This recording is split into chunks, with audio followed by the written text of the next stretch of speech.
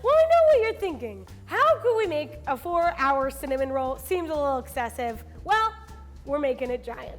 Now, I used to be the queen of making things giant back in the day. Sorry, Alvin. But today, we're gonna get even crazier with a giant banana walnut cinnamon roll. I'm so excited, We're gonna start with our warm milk, melted butter, and sugar.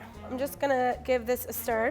So our liquids are warm to about 100 to 110 degrees because we are using active dry yeast instead of the instant yeast. The warm temperature will help the yeast to bloom. If it's too hot, it will kill the yeast. If it's too cold, it won't bloom. So I'm gonna spread it in an even, thin layer over top, just so it gets like the most surface area. So now we're gonna let this hang out for a minute until the yeast gets foamy. Now I'm gonna add in our flour and mix this all up again. We're looking for that shaggy dough. So this is gonna be a little bit of a wetter dough than our last one. Because we are doing a double proof method, this will ensure we get a very fluffy cinnamon roll. So I am just gonna cover this and let it sit in a warm spot until it doubles in size. It is time to make the filling for this giant banana walnut cinnamon roll. This is gonna take your cinnamon roll to a whole nother level. All I have to do is melt the butter, brown sugar, cinnamon, and a little salt. So I'm cooking this until everything kind of cooks down into a nice saucy kind of thing before I add in our bananas. I'm gonna add in our bananas. I love anything banana flavored, pretty much. Banana bread, banana cake, banana cinnamon roll. If I had a show, it would be called Make It Banana at this point. All right, so I'm gonna let this cook down, stirring in between for about 5 to 7 minutes. We don't want the bananas to be completely mush, but we wanna let them break down a little bit. All right, our filling is ooey, it's gooey. We still got some of that chunk of banana in there. Our filling is looking good, smelling even better. I'm gonna go get the dough and we are gonna roll out this giant cinnamon roll. All right, our dough has risen, it's doubled in size. If you take a close look, you can see some of those air bubbles in there, and that is from our yeast that was alive. Good thing I didn't kill it. So to this dough, I'm gonna add salt, some baking powder, and some flour. So I know this is still feeling a lot like our other recipe, but we're about to get crazy. Now I'm just gonna flip this onto our surface and get to kneading. So the purpose of kneading is to develop the gluten in the dough, and that will help us get a very smooth and elastic dough. You want a nice looking dough ball. We're just gonna get straight into rolling. So I'm gonna roll this to the same dimensions as the last one. We're looking good. We are ready to spread our banana filling. So again, we're just spreading this out in an even layer. And now I'm gonna hit it with some chopped toasted walnuts. Banana and walnut just goes so well together. And it's nice to have a little bit of a crunch in here. That is looking great. I need to cut this into some strips. So I'm first just gonna cut this in half, and then I'm gonna cut each of those in half. Okay, so to make this thing giant, start by rolling this first strip. Try to, again, roll it as tightly as possible so you get that good looking swirl. All right, I'm just gonna pick up this piece and roll that into this piece. Oh man. Okay, last one. We can make it. Maybe a little messy, that's all right. Okay, this monster, get it in there. Oh, I have to say, that's looking pretty good. Honestly, I would eat that straight out of the pan right now. All right, so I popped this in a 10-inch cast iron skillet. I'm gonna cover it with plastic wrap and pop it in a warm spot to let it rise and expand to the edge of the pan. It'll take about 30 minutes. Oh man, this is wild. I feel like it's my child, like it's a baby. All right, so I'm gonna bake this at 325 for 45 minutes uncovered and then 35 minutes covered in foil. Low and slow. I know it takes a while, but it's gonna be worth it for this baby. All right, we are so close to the finish line, I could almost taste it. But we've got one more thing to do, and that is our final frosting of the day.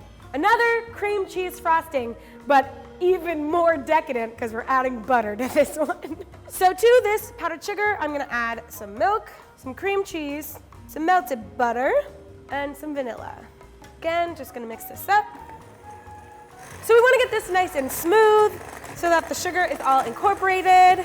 All right, frosting is done. Our bun is out of the oven. Welcome to the world, big guy. So I'm gonna frost this thing, of course. The final touch on this 4-hour ordeal. I have to say, 4 hours flew by. This is a fun thing to do. Beautiful. And I'm gonna top it finally with some more of our toasted chopped walnuts. This is definitely a dish to impress. And there you have it, a 4-hour giant banana walnut cinnamon roll. It's crazy, it's beautiful. You got the texture in there from the walnuts. You got the gooiness from the banana caramel filling. You've got the cinnamon roll. You got everything. And now all that's left to do is eat. Moment of truth. Oh. I'm speechless. It actually looks very beautiful, I must say. Okay. Oh my God, guys. This is gonna be my wedding cake. It's perfect. You get every element that you love of a cinnamon roll, but then that banana flavor pops right in there to say hello, and you're like, where have you been all my life? 10 out of 10.